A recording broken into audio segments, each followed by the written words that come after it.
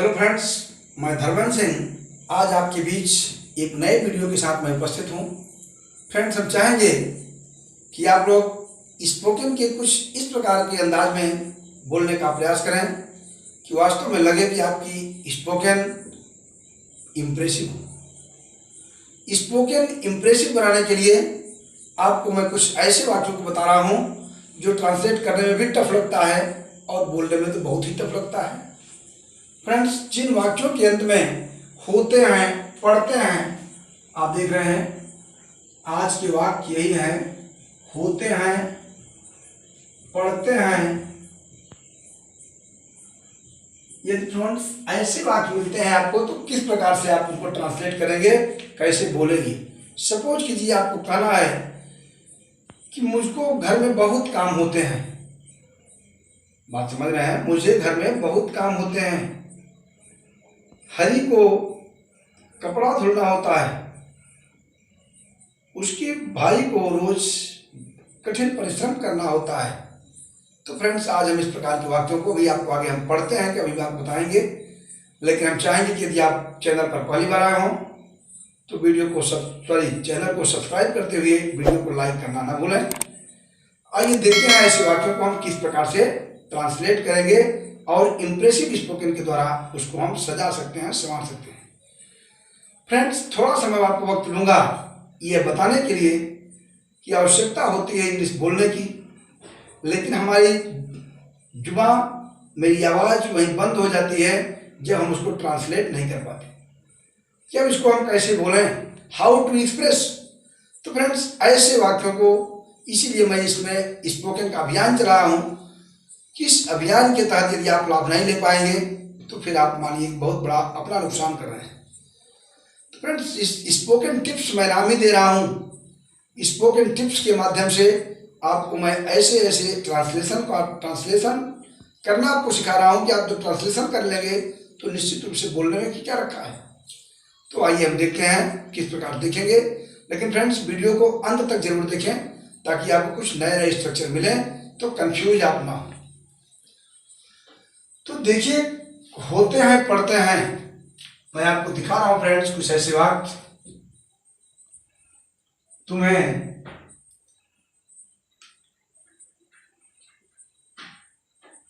बहुत परिश्रम करने होते हैं।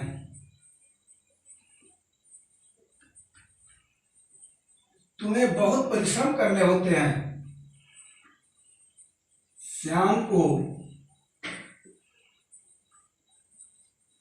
कपड़े धुलने होते हैं।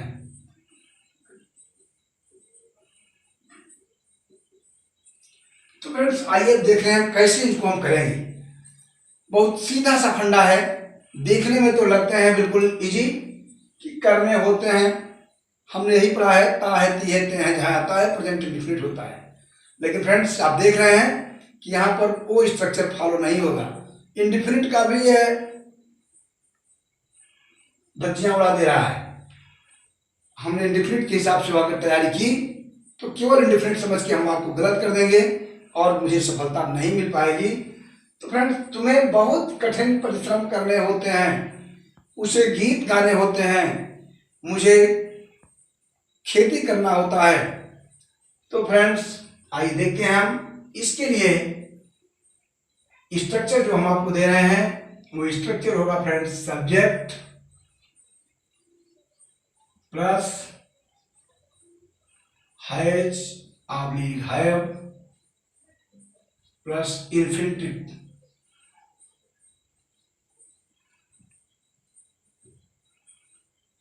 आप देख रहे हैं सब्जेक्ट, हैज, हैव और इन्फिनिटिव से इस प्रकार के वाक्यों को बहुत आसानी से आप बना सकते हैं।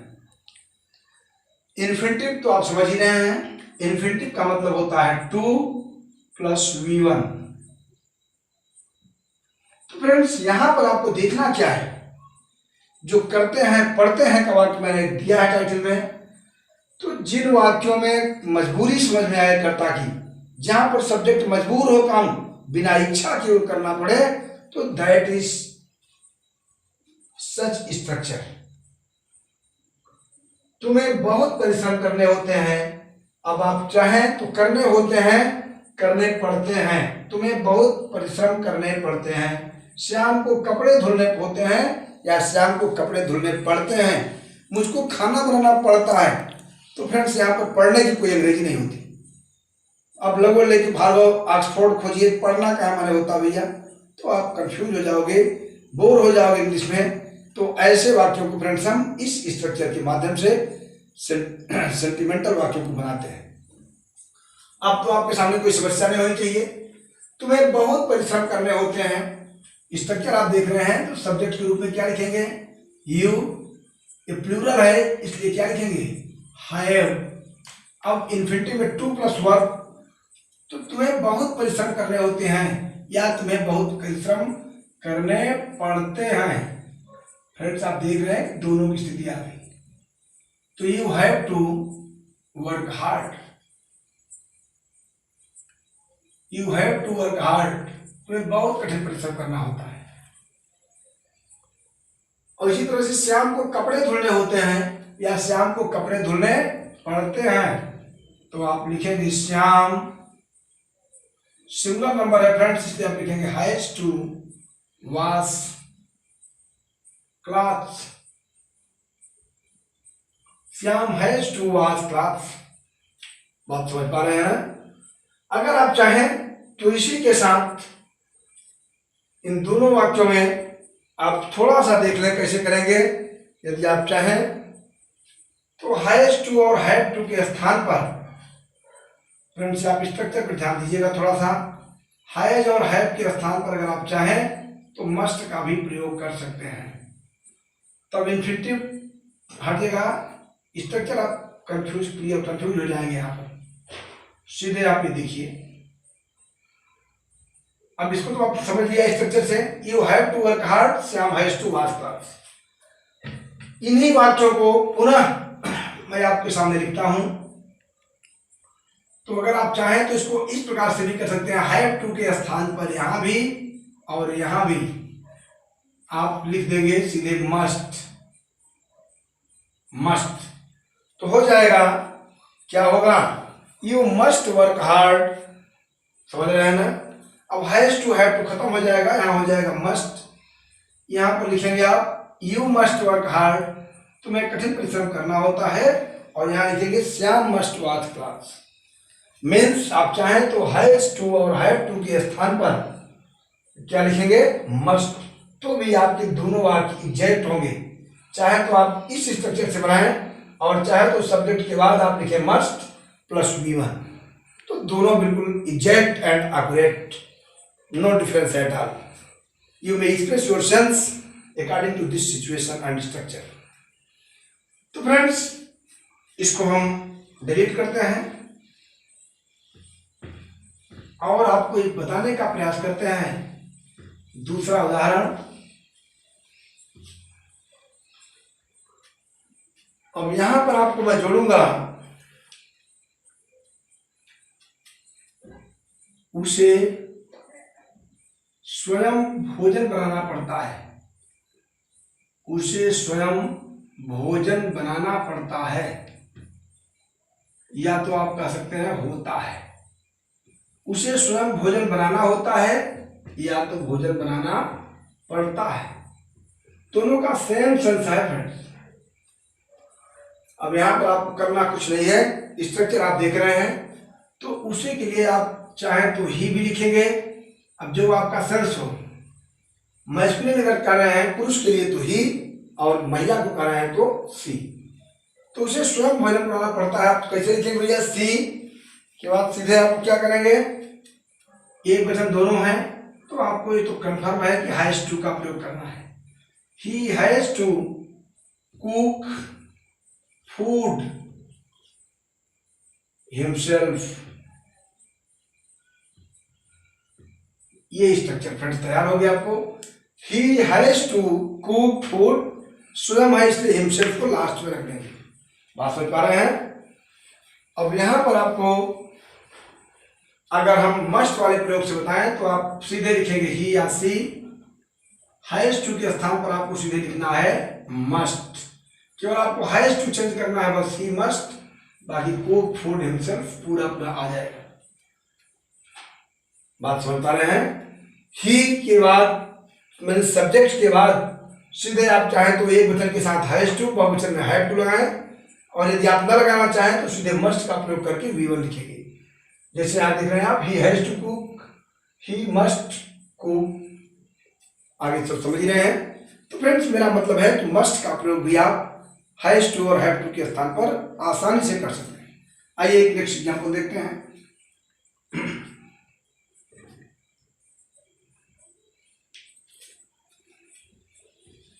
तुम्हें कठिन परिश्रम करना होता है। कैसे आप बनाएंगे इसको? तुम्हें कठिन परिश्रम करना होता है। और फ्रेंड्स इसको आप क्या करेंगे? सीधे यू, अब करना होता है मीन्स करना पड़ता है, तो इसके साथ आप क्या लिखेंगे भाई? प्लूरल है इसलिए लिखेंगे have to work hard, you have to work hard. तुम्हें कठिन परिश्रम करना होता है या करना पड़ता है, तो आप सीधे लिखेंगे you have to work hard, full stop. यदि आप चाहें तो यू हैव टू के स्थान पर मस्ट वर्क हार्ड। मुझे स्वयं गीत गाना पड़ता है। मुझे स्वयं गीत गाना पड़ता है या मुझे स्वयं स्कूल में गीत गाना होता है। तो फ्रेंड्स इसको आप कैसे करेंगे? आई, समझ रहे ना, have to, I have to sing a song, I have to sing a song in the school. मुझे स्कूल में गीत गाना पड़ता है। फ्रेंड्स आप चाहें तो हैव टू के स्थान पर आप लिख सकते हैं must, I must sing a song in the school. तो फ्रेंड्स बहुत इजी कॉन्सेप्ट है। इस प्रकार के वाक्यों से आप इस स्ट्रक्चर के माध्यम से इजी वे में आप बनाएंगे। बात समझ पा रहे हैं? आइए हम नेक्स्ट देखते हैं कुछ और।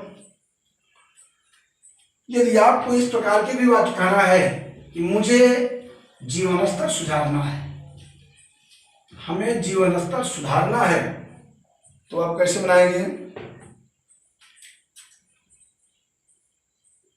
हमें, चलिए हम कुछ चेंज कर देते हैं, जीवन स्तर ऊंचा करना है। हमें जीवन स्तर ऊंचा करना है। फ्रेंड्स इसको आप कैसे बनाएंगे? तो कुछ नहीं करना आपको, सब वही स्ट्रक्चर है। हमें के लिए आप लिखेंगे वी, प्लूरल है तो आप लिखेंगे have to, we have to. अब ऊंचा करने के लिए आप क्या लिखेंगे? We have to raise, RAISE। क्या रेज करना है? ऊंचा करना है, बढ़ाना है जीवन स्तर। We have to raise the standard, we have to raise the standard of living. समझ रहे हैं? स्टैंडर्ड ऑफ लिविंग मीन जीवन स्तर। तो आप इस प्रकार से बना सकते हैं, we have to raise the standard of living. ध्यान दीजिएगा, लाइफ स्टैंडर्ड मत कीजिएगा जीवन स्तर के लिए, इसका मतलब स्टैंडर्ड ऑफ लिविंग। शिक्षा का स्तर तो स्टैंडर्ड ऑफ एजुकेशन, तो स्टैंडर्ड ऑफ के बाद आप जो भी जोड़ना होगा जोड़ेंगे। फ्रेंड्स मेरे पिताजी को, एक वाक्य लिखिए लास्ट, मेरे पिताजी को दवा खाना पड़ता है, दवा खाना पड़ता है या दवा खाना होता है।